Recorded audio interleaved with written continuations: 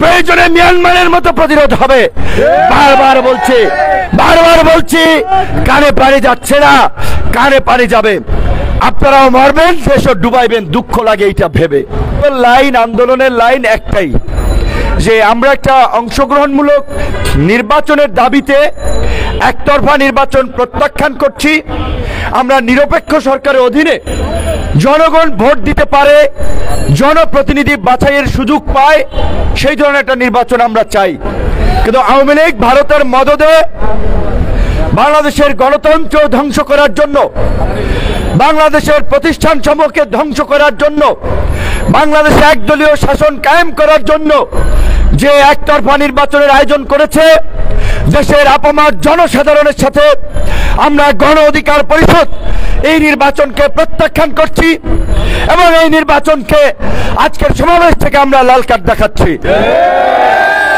আমরা নির্বাচন কমিশনকে বলতে চাই, এখনো আপনাদের হাতে সময় আছে, আপনারা নির্বাচনী কার্যক্রম স্থগিত করুন। 6 তারিখ পর্যন্ত আপনাদের হাতে সময় আছে। আপনারা যদি সময়কে কাজে লাগান, আপনারা ইতিহাসে স্মরণ হয়ে থাকবেন।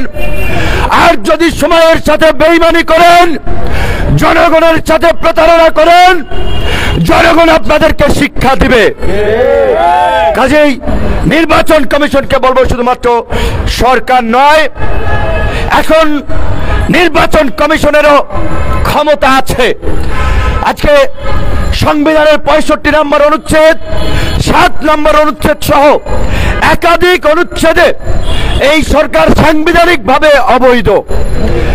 অবৈধ সরকারকে বাংলাদেশের সরকারি কর্মকর্তা কর্মচারীরা, প্রজাতন্ত্রের কর্মকর্তা কর্মচারীরা সহযোগিতা করতে বাধ্য নন।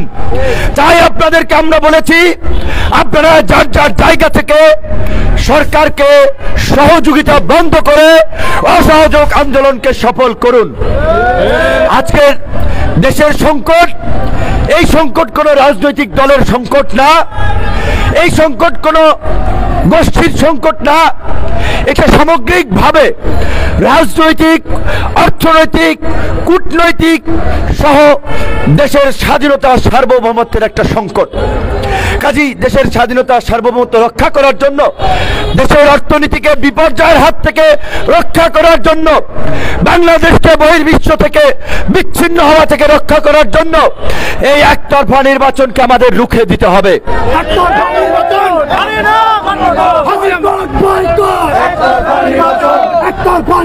আজকে দেখেছেন, যারা জনগণের অধিকার আদায়ের জন্য আন্দোলন করছে তাদেরকে আজকে বোমাবাজ বানাচ্ছে।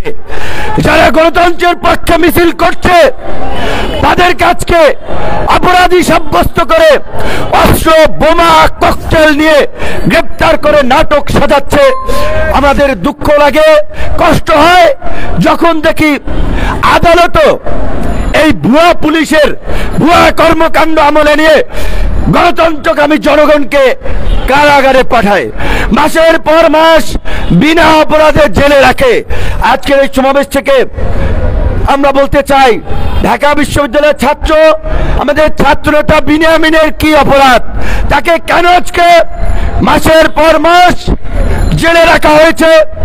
জেলখানা অন্য কয়েদিরা, আসামিরা যেভাবে ঘুরে বেড়াতে পারে তাকে ঘুরেও বেড়াতে দেওয়া হচ্ছে না। জেলখানাও তাকে ভয় পাচ্ছে। কেন ভয় পাচ্ছে? একজন ছাত্র নেতাকে, একজন ছাত্রকে। শুধুমাত্র বিনিয়ামিন নয়, আমাদের সহকর্মীরা বলেছে আমাদের সাথে 28 অক্টোবর এইখান থেকে আমরা যারা শান্তিপূর্ণভাবে মিছিল করেছিলাম, ছাত্রলীগ, যুবলীগের গুন্ডারা পুলিশের ব্যাকআপে ওই আওয়ামী লীগের অফিস থেকে অস্ত্র সহ এই দিকে এসেছিল, গুলি চালিয়েছিল, এই গলিতে গুলি করেছিল। আমাদের হবিগঞ্জের গুলিবিদ্ধ যুবনেতা সাইমুমের এই পেটের এখান দিয়ে, সেটা পরিচ্ছন্ন ছিল না, বিশুদ্ধ করা গুলি ছিল না, অনেক জায়গা তো অস্ত্র ময়লা টলা ছিল, ব্যবহার করা অস্ত্র যে গুলি করার ফলে তার নাভির এখান দিয়ে পচে গিয়েছিল। দীর্ঘদিন চিকিৎসার পরে সেই আহত যুবনেতা আজকের এই সমাবেশে উপস্থিত হয়েছে। এইটাই আমাদের শক্তি, এইটাই আমাদের স্ট্রেংথ। কাজে আমরা পরিষ্কারভাবে বলতে চাই, আওয়ামী লীগ আপনারা যদি ভাবেন হামলা করে, বোমাবাজি, ককটেলবাজি নাটক করে, প্রেস থেকে বোমা উদ্ধারের নাটক করে গণতন্ত্রকামীদের ঘরে ঢুকিয়ে দিবেন, এটা আপনাদের ভুল ধারণা। প্রয়োজনে মিয়ানমারের মতো প্রতিরোধ হবে। বারবার বলছি, কানে পানি যাচ্ছে না, কানে পানি যাবে। আপনারাও মরবেন, দেশও ডুবাইবেন, দুঃখ লাগে এইটা ভেবে। আজকে আমার দেশের নাগরিক সমাজ যাদেরকে বলেন, সুশীল সমাজ যাদেরকে বলেন, গণমাধ্যম যাদেরকে বলেন, আজকে সবাই দেয়ালে দেয়ালে গ্রাফিতি আঁকা ছিল, প্রতিবাদী তরুণরা এঁকেছে সময় খারাপ, কায়দা করে বেঁচে থাকো। তো আমাদের বুদ্ধিজীবীরা, আমাদের গণমাধ্যমের বন্ধুরা অনেকে কায়দা করে টিকে থাকার লড়াই করছেন। কায়দা করে বেঁচে থাকা যাবে না। আজকে বাংলাদেশের লিডিং একটি পত্রিকা দেখেন, মাইকটা ধরেন,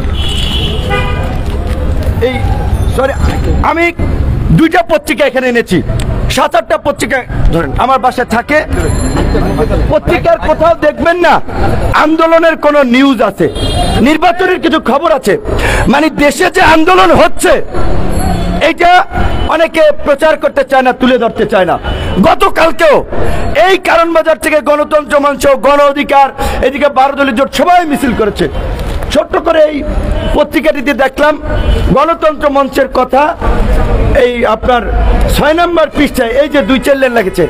আর যে সমস্ত দল রাজপথে ছিল বা আন্দোলন করেছে তাদের নাম গন্ধও নাই, মানে দেশে কোনো আন্দোলন হচ্ছে না। গতকালকে সেলিমা রহমান গুলশানে লিফলেট বিতরণ করেছে। বিএনপির সর্বোচ্চ নীতি নির্ধারণী ফোরামের নেতা, বিএনপির স্ট্যান্ডিং কমিটির নেতা নজরুল ইসলাম খান লিফলেট বিতরণ করেছে। আন্দোলন পত্রিকাওয়ালারাও দেখাতে চায় না, ওই কায়দা করে বেঁচে থাকতে চায়। এটা একটা পত্রিকা।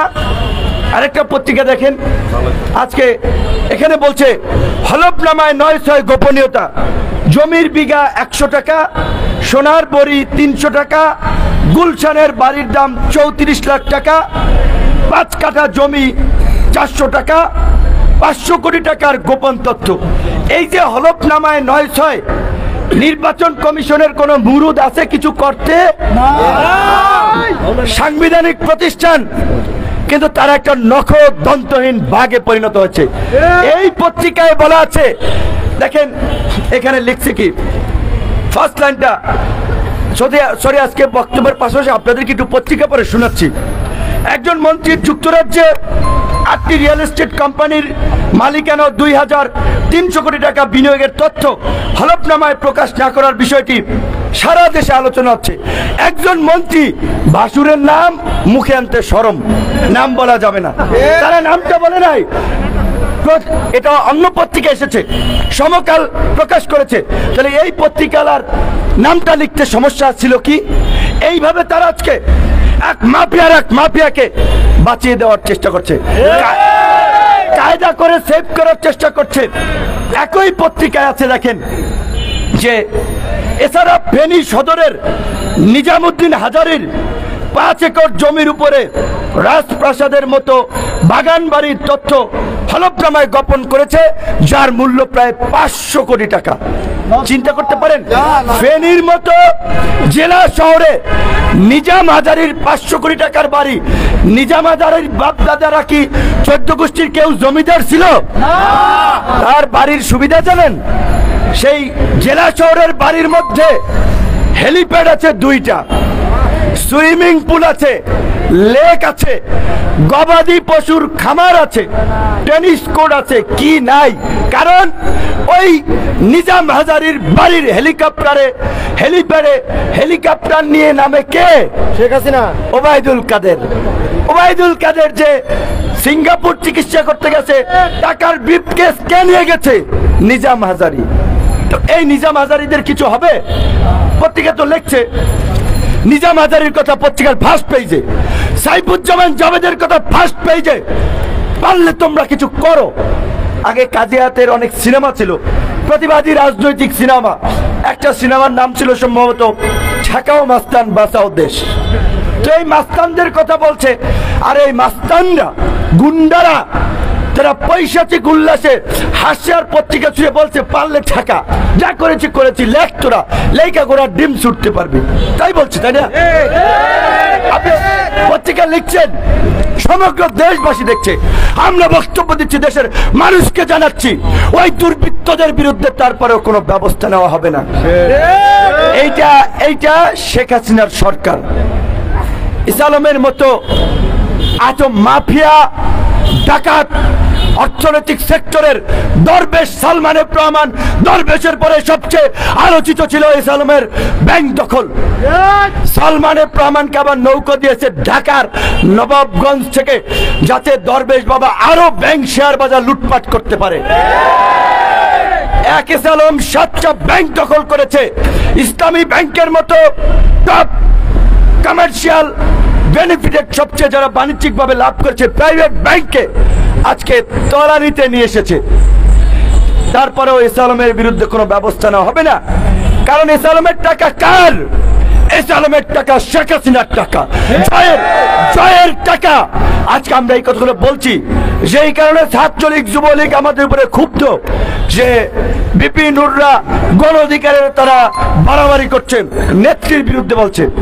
কেন ভাই, আমরা কি নেত্রীর নামে একটা গালি দিয়েছি? কারণ আমরা ব্যঙ্গোক্তি করে বলেছি সেটাও তো বলছি না, আমরা তাদের লুটপাটের কাহিনীগুলো বলছি। তো তোমরা কেন এই লুটপাট ঠেকাতে পারছো না? প্রধানমন্ত্রী বলেছেন আমাদের অতীতে ভুল হয়েছে, আমাদের ক্ষমা করে দিবেন, আমরা সামনে ভালো হয়ে চলবো। তো প্রধানমন্ত্রী কি এই যে শেয়ার বাজার থেকে প্রায় 8,000 কোটি টাকা লুটপাট করেছে, এই লুটেরাদেরকে ধরবে? ব্যাংক থেকে পত্র পত্রিকার রিপোর্ট 92,000 কোটি টাকা লোপাট করেছে, তাদেরকে ধরবে? কুইক রেন্টালের নামে যারা 1,04,000 কোটি টাকা লোপাট করেছে শেখ হাসিনা সরকার, তাদেরকে ধরবে? সেই সক্ষমতা তাদের আছে? কারণ সবই তো চোরের খনি এক জায়গায়। বঙ্গবন্ধু যে বলছিল সবাই পায় সোনার খনি, আমি পাইছি চোরের খনি। এখন দেশ তো সেই বঙ্গবন্ধুর কন্যার হাতে। বঙ্গবন্ধুর কন্যা পাইছে সিসকে চোর, বড় চোর, সব চোর। তো এই চোরদের হাতে দেশের সম্পদ এবং দেশের মানুষ নিরাপদ না। আজকে চাকরির কথা বলছে, ডিজিটাল বাংলাদেশের কথা বলছে, স্মার্ট বাংলাদেশের কথা বলছে। দুই পাশে রিক্সাওয়ালা ভাইদেরকে বলি, স্মার্ট বাংলাদেশ পরের কথা ভাই, মাছ মাংস দিয়া 2টা ভাত 3 বেলা খাইতে পারেন কিনা? পারেন? ভাত খাইতে পারি না, মাছ মাংস ডাইল সবজি দিয়া তুমি স্মার্ট বাংলাদেশের গল্প শোনাও। দেশের 5.5 কোটি মানুষ দিনে আনে দিন খায়, তাদেরকে স্মার্ট বাংলাদেশ মহাকাশ জয়ের গল্প শোনায়। এই গল্পে 5.5 কোটি মানুষের পেট ভরবে? কিছুদিন আগে তরুণদেরকে নিয়ে লেটস টক অনুষ্ঠান করেছে। একজন তরুণ যে বলেছে, মাননীয় প্রধানমন্ত্রী আপনি খুব পোলাও রান্না করেন, আমি আপনাদের পোলাও রিভিউ করতে চাই। এখন চিন্তা করেন, একটা তরুণ শিক্ষিত স্মার্ট বাংলাদেশ করবে, স্মার্ট বাংলাদেশের গল্পে একটা তরুণ বলছে পোলাও রিভিউ করতে চায়। এই গর্দভ মার্কা তরুণদেরকে দিয়ে কি হবে? এই বুদ্ধি প্রতিবন্ধী তরুণদেরকে দিয়ে কি হবে? আরেকজন বলছে মাননীয় প্রধানমন্ত্রী আপনি কি কখনো গ্রামে ছিলেন?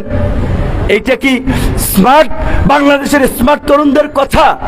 সব দালাল চাটুকার টাকা দিয়ে পয়সা দিয়ে বিরিয়ানির প্যাকেট দিয়ে ওইখানে হাজির করেছে যে তোমরা ফেসবুক চালাবা, ইউটিউব চালাবা, টিকটক করবা, তোমাদেরকে তথ্য প্রযুক্তি মন্ত্রণালয় সুযোগ সুবিধা দেবে, সিআরআই দিবে, তোমরা খালি প্রধানমন্ত্রীর প্রশংসা করবা, প্রধানমন্ত্রীর প্রশংসা করবা। সর্বশেষ একটা কথা বলে শেষ করব। ফিরাউনরে নাকি একজন জিজ্ঞাসিল যে তুমি এত বেপরোয়া হইলা কেন, নিজের যে আল্লাহ খোদা দাবি করলা, এই অবস্থায় তুমি কেমনে আসলা? ফিরাউন বলছে আমারে কেউ থামায় নাই।